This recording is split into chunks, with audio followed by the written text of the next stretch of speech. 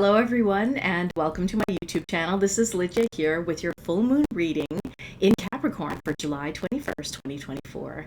And wow, has it been an incredible time period, right? From the beginning of January in this year. I know I keep saying that, but it keeps getting more and more intense this last year, as you know, or this last week has been intense. Last weekend, of course, everybody's known about the attempt, the assassination attempt on Trump, and after that, it's just been one crazy thing after another. But holding that aside, and basically thank goodness for basically life. Guardian angels definitely do work.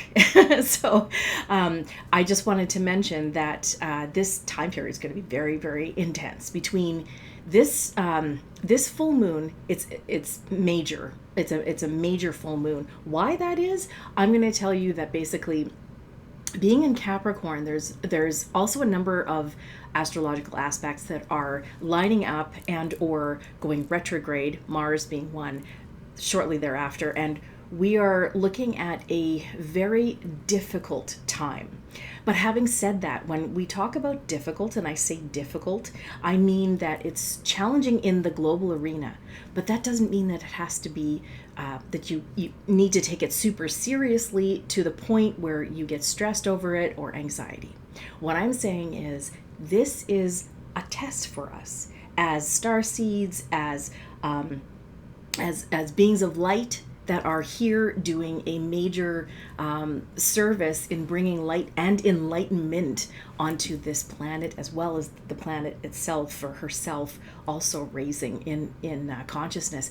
That said, this next time, when I say it's a test for us, it's a test of us being able to recognize any dark parts of ourselves and let go of the fear of facing it. This is that time of the very last bit of trying to get rid of this fear or the dark sides or dark things in our lives that we need to get rid of. So that's one thing. The other is, of course, this world is going to kind of show its topsy-turviness between now and the end of December and into the new year in 2025, probably up until spring. But I do encourage you to go and have a look at any astrological readings that you find that you like to look at, and just have a look at what the astrological aspects are within this next year, because it's and actually within the next couple of years it's going to be pretty intense. But it's because of the old systems coming down and the new systems, or the newness of the new earth coming in. We're the trendsetters for this. We're the ones who are basically bearing the brunt of all the changes that are going on. And so of course it's going to be difficult.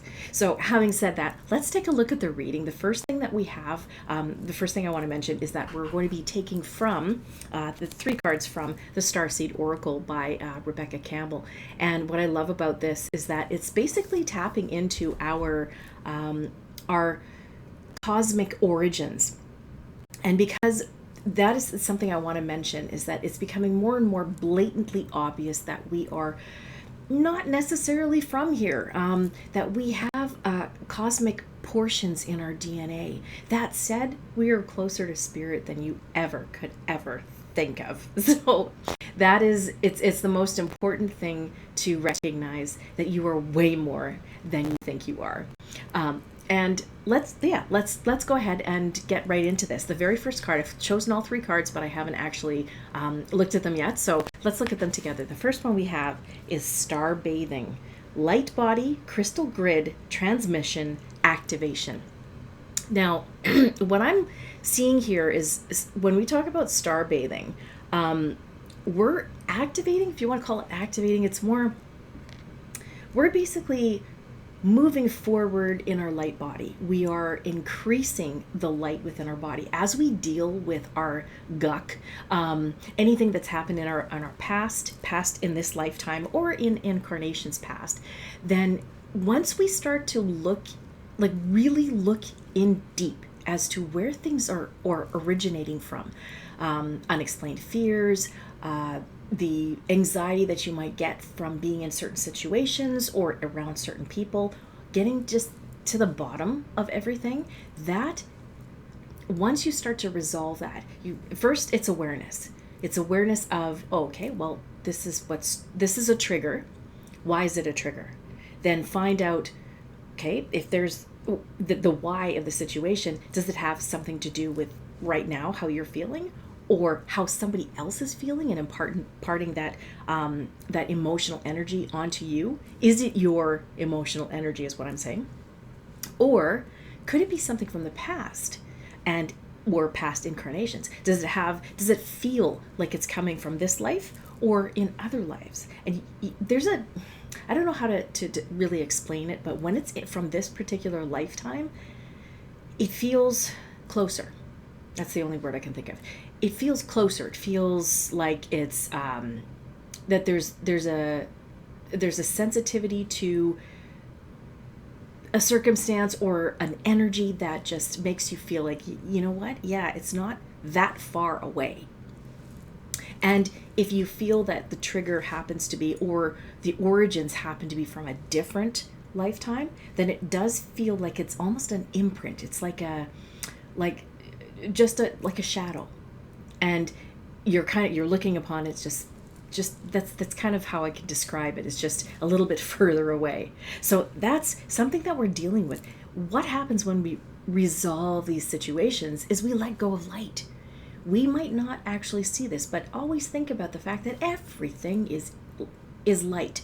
We are light bodies within us. We have electrical and magnetic portions, fields, planes of existence that are around us. And because of that, if you think about how Tesla had mentioned, think about life and basically frequency and vibration, the energy that is around us is changing, ever changing, and or what we would say transforming or transmuting into something different. So when you resolve something, all of a sudden it transmutes into something different. The energy is not created or destroyed, it's just changed. And when it does, where does it go? Well, it goes into the environment. It could also be it could also go to a person if it is something that's resolved in light that you want to send to or to a person, intending upon that. Now, most of the times though, we unintentionally or just basically involuntarily send it into the atmosphere. And that also is something that the earth is working with and pulling that energy into the energy grids, because she herself is a consciousness with energy and energy grids and light. So that's one of those things. I'm kind of piecing together the light body crystal grid transmission and activation in here. So the crystal grid as well is part of everything that's on this planet. We have most of this planet is made of quartz, and quartz is an amplifier, as many of us do know. A quartz boulder or rock or crystal, quartz crystals in rock are amplifiers. So knowing that, the earth has its own amplification device just implanted within her. And what we do when we send out that energy, we are amplifying or activating, which is the next part of this card, the energies that are within the rocks. We're amplifying what energies are being sent out.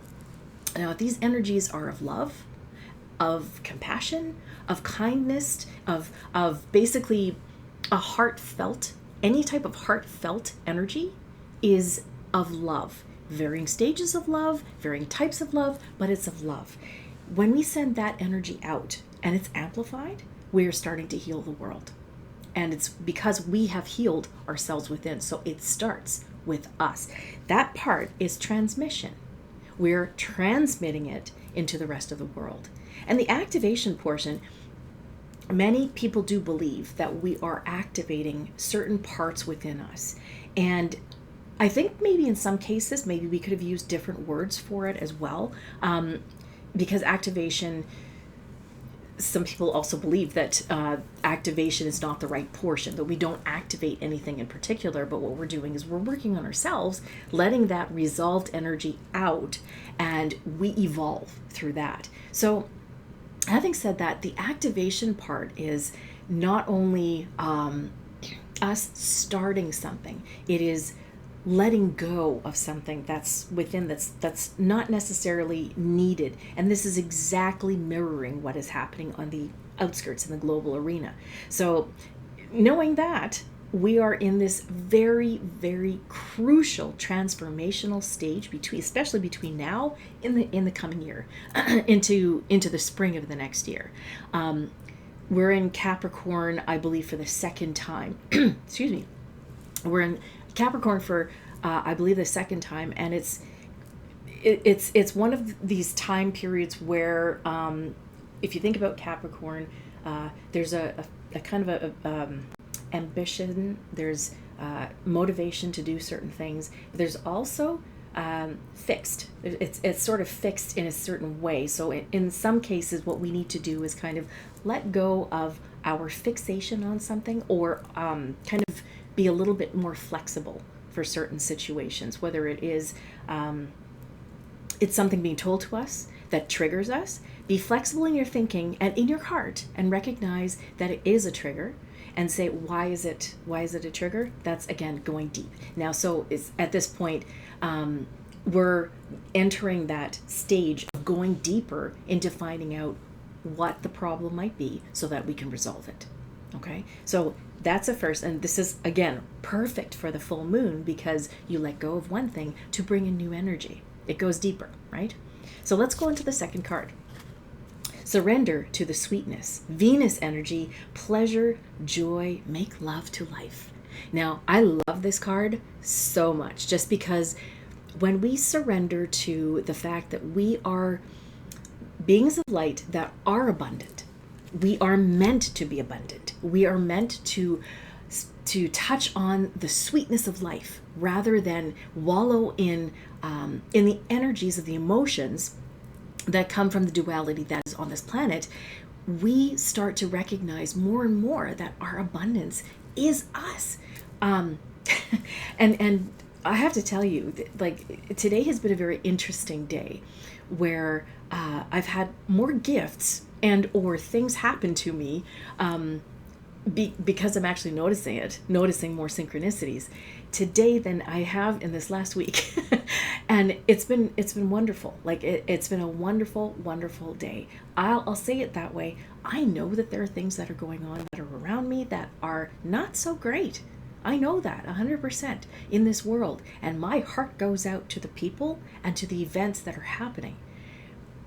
What we can do to change this is to start within, resolve some of the issues that we have from the inside, then take that energy and shift it to compassion and throw it out into the world where it needs it the most. And believe me, everywhere in this planet there's little corners of this planet that needs it.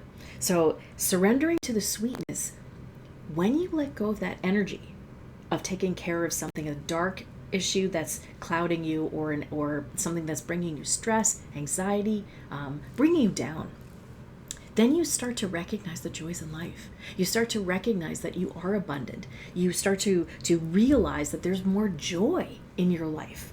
And joys are amazing, because once you start to raise your vibration to joy, being happy as much as you possibly can, you raise your vibration to joy. That becomes the new threshold. That becomes the new baseline as to where you start from getting into more and more joy. And then before long, you're getting into a blissful state, an enlightened state, and it's ecstasy. It feels incredible. Once you're in that position, you still view the world. You still view everything in your reality as something that you can also send out energies. You still have compassion to change, to make things, especially when somebody is very sad or anger comes out. There's hatred, so much hatred, and dividedness within that, and separateness within the world. Our hearts go out to that. I believe I see that more and more now than I have maybe even 10 years ago.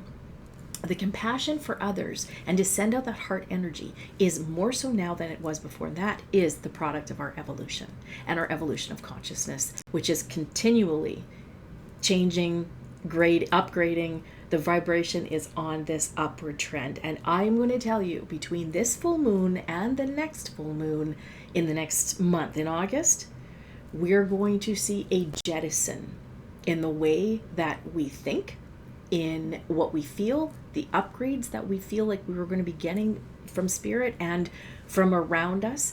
That also means it is challenging, because the more challenges you go through, you let go of that energy into the world and it resolves things. That means that you're still having to deal with it. So emotionally, it could get a little bit bumpy. So just be aware of that. Making love and joy in your life, which is Venus energy, definitely. It's something that is the most important thing to look at this time. See what is not bringing in joy in your life and attempt to change that. It is all a matter of perspective. And this is definitely a time of changing perspectives. Keep these things in mind. Let's look at the last card for this full moon. The Seas of Mintaka. Seeing potential, bringing unconsciousness to light. Now, I like this because number one is it's showing water, and water is all about emotions and the fluidness of emotions, the flow of emotions, the ebb and flow of emotions. What we are supposed to do is literally just experience these emotions and let them go. The Seas of Mintaka, it's a place basically in one of the planets. But recognizing that at this particular time, and this is something about a Capricorn, like basically the Capricorn energy that we have, is seeing the potentials that are out there, possibilities, motivations to get certain things done, and or for opportunities that could be coming to you. And this could also be something that if you're in certain circumstances where you have to sign legal documents, or being in a legal battle of any particular situation, then the reading between the lines or just going over it very, very carefully will also bring these things to light, bring things to light that you might not have considered before. And that it doesn't have to be legal either. At this time, we are being enlightened into what we haven't seen before. Think about this. All across this planet, we are having floods, we're having fires, we're having volcanic reactions, earthquakes, which is the earth changing herself. She is dealing with her guck too. And that's the resolution. That's her resolution, letting things go. We're also dealing with really wicked weather all over the planet, and smoke, so air pollution. We're dealing with a lot of different things. But at the same time, we're also noticing that the floodwaters, again, this is like the Seas of Mintaka kind of come up to me with this, and seeing potential, bringing unconsciousness to light. What is deep within is starting to be revealed. And with the floods, with the fires, it's burning off some of the top layers of the earth, and we're seeing what's underneath. So there's been some new discoveries of whether it's dinosaur bones or previous civilizations and rock from that, some archaeological digs that are even expanding even that much further, so that it's revealing more about it. We've not been here for just 4,000 years or 5,000 years or whatever. Our civilizations have been coming in, human civilizations have been coming in for hundreds of thousands of years. Now, I know this might be hard to take in, and it might be something that might be opinion right now for my own opinion, but just watch, okay? Just watch in different alternative sites, whether it is a scientific site that is not just about the mainstream science. Talk to people that are actual archaeologists and see what they're finding out. There's a lot going on, and there's a lot being revealed, and that is the unconscious. That's the unconsciousness of Earth that is unearthing, if you know what I mean. So this is a really potent time, and I want to go over these again just so that we have an idea of where things are at this particular time and how they're going to progress. So the first card that we have was Star Bathing, The light body, crystal grid, transmission, activation, we are shifting and changing in so many different ways. And our vibration, our frequencies are shifting to a height that we're unaccustomed to. We have not been there ever in our own evolution. So if there were previous civilizations before, they might have, but we have not. So we're activating, if you want to call that, activating this newness within us. The crystal grid of the earth is changing and shifting and also amplifying. So this is great. And with that, we can take it and transmit this energy, this beautiful energy, transmuted energy into the world. Then we have surrender to the sweetness, Venus energy, pleasure, joy, make love to life. And what's beautiful is that our lives should not be taken super uber